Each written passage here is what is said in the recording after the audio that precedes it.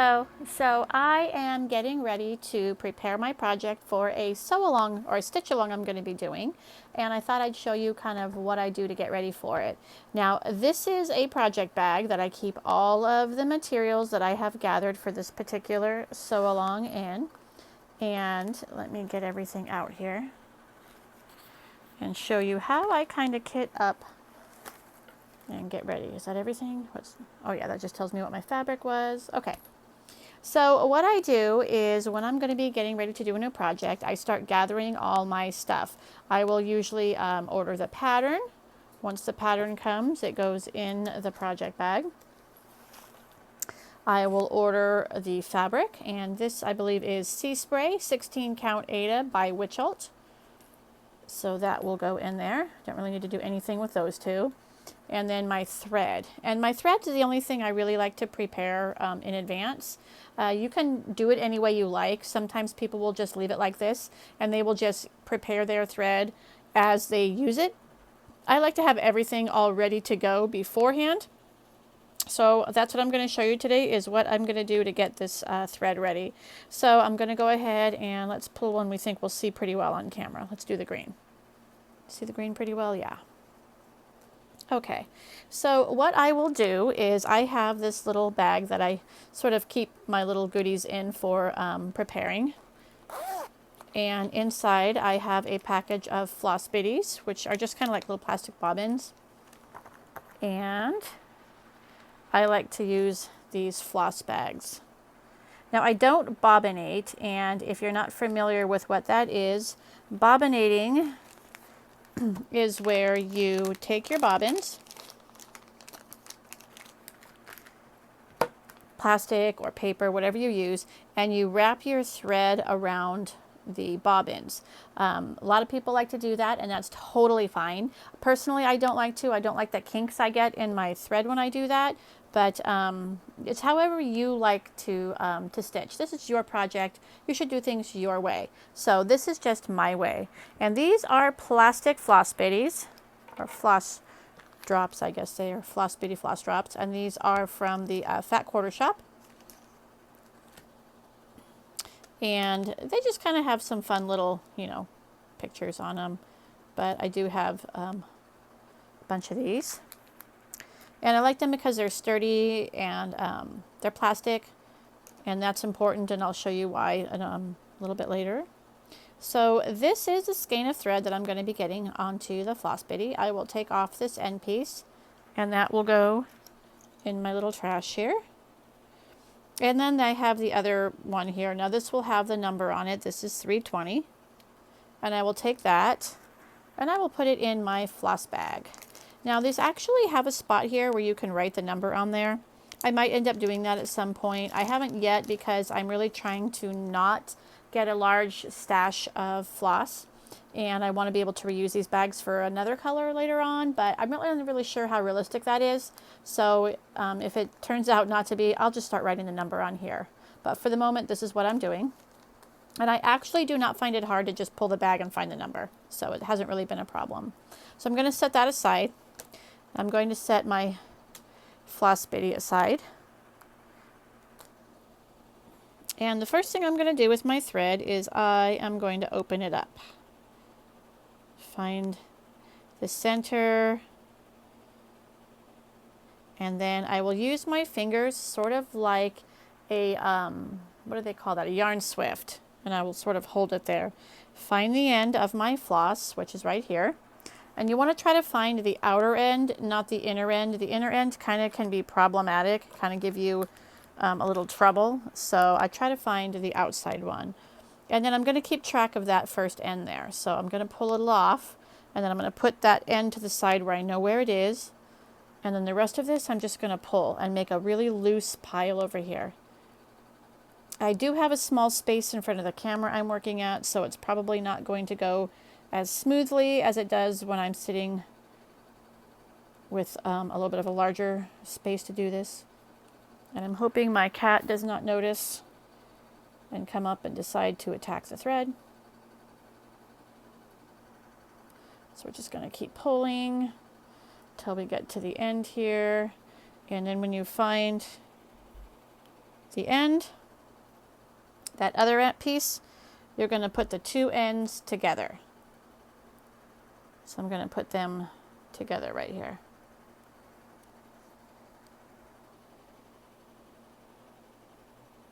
Okay.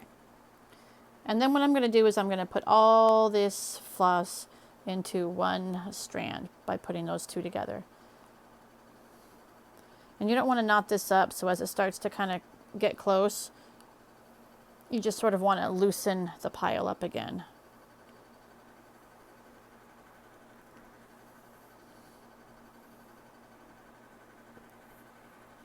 That way you don't get knots. And like I said, it doesn't go as smoothly in this small space as it would have in a larger space that I usually work with, but it is what it is. Okay, so now I'm going to see that other end. Now that's the new end.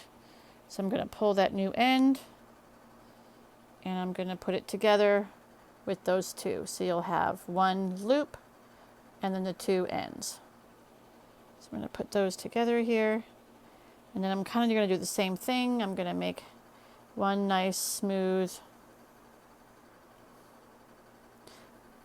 rope or whatever you want to call it out of that. You want to make sure you don't get any knots in here. There we go. Nice and smooth. And then I'm going to have two loops now on the new end. And I'm going to put those two loops right here. So I've got this new end, the second end, and then the beginning. And that all goes together. Make sure it's nice and smooth. So this is the length I like to work with. You can kind of see that. It seems kind of long, but that's my preferred length. Most people, or at least a lot of the people that I have worked with when we're kind of doing stitch alongs, they like to loop it one more time. So then they would loop it again and be working with this length. But I like the longer lengths. So when you get your length that you want, what you're going to do is you are now going to snip all the loops at that end. I'm going to go to my other end and I'm going to snip all the loops at that end. So now I have all my lengths cut and they're all the same. Now you could also just pull, like bobbinate it or leave it on the skein and then just pull an arm's length or whatever length you want as you go along. I don't like to do that only because I end up with too many small bits left over that I can't use and then I have to throw it away and get a new piece. This way they're all the same lengths, they're all uniform, and I sort of learn over time because I always use the exact same length. I sort of can pick up how much I'm going to need. So I know, oh, this is going to be enough for this, and that. Or this is not going to be enough, I'm going to have a second or whatever. I kind of know about what I'm going to be using. And not only that, I like the longer lengths specifically because I'm also not changing thread as much. I don't have a problem with knotting with a longer length, which is why people like a shorter length, but that's because I kind of use a stand, like a lap stand, and I sort of use both my hands. And I'll show you that in some video too, and I keep it from knotting that way. So now what I've done is I have folded this length in half, and I'm going to take the loop end, and I'm going to put it through one of the holes on my floss bitty. So I've got it through the hole now. And then I'm going to pull the loose part through and then just sort of gently snug it up. I'm not going to make this tight. I'm just going to snug it up just a little bit. I want this to be a little bit loose. And there I go. I have my thread all on here, and this is how I'm going to put it in the bag. So then it will go in the bag just like this, and then I will throw this into my project bag ready to go. When I need to know my thread, I'll usually keep this little piece here right on the corner where I can see it, So I'll just look for the number. When I see the number, I know that that's the thread. And then that's kind of how I do it. And I'm going to show you why I loop this through that way. Let me go get a needle. Okay, so I'm going to use this because it's coming out of a project I'm already working on, and that way I don't have to mess with that's getting ready for a sew along. So I am going to get a length of this out. It's super easy. Let me get a needle out of my little makeshift needle book here.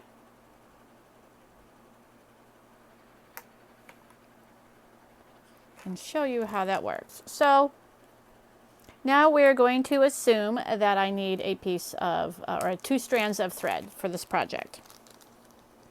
So I'm going to pull out my thread here that I'm going to use. And this is the awesomest trick ever that I found. I saw someone doing it on a YouTube video, and I've done it ever since. I used to pull this loop out, pull the whole thread out, take a single strand, pull one out, then pull a second one out, and then put this together in a loop, and then loop it back on through here every time I needed to refill my needle. I don't do that anymore.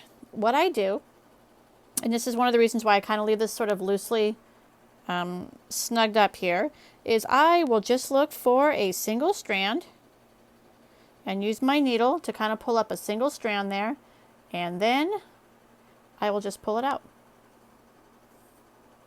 And there I have my single strand I just pulled out.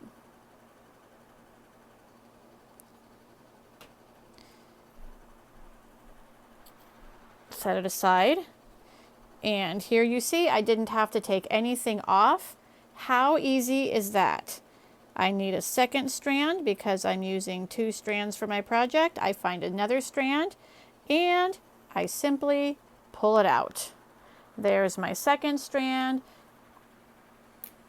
I'm going to go ahead and just make sure everything here is nice and smoothed out. I have a little nonsense at the end. I will smooth it out.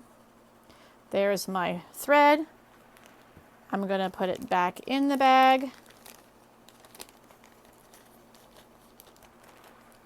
Find my 2 ends here of my new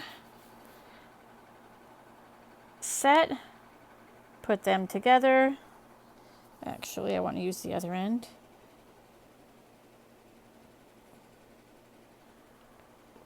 It's kind of a whitish thread, so you can't really see it well, but put them together. Whoops. Of course it did that because I'm on camera. Usually it does not.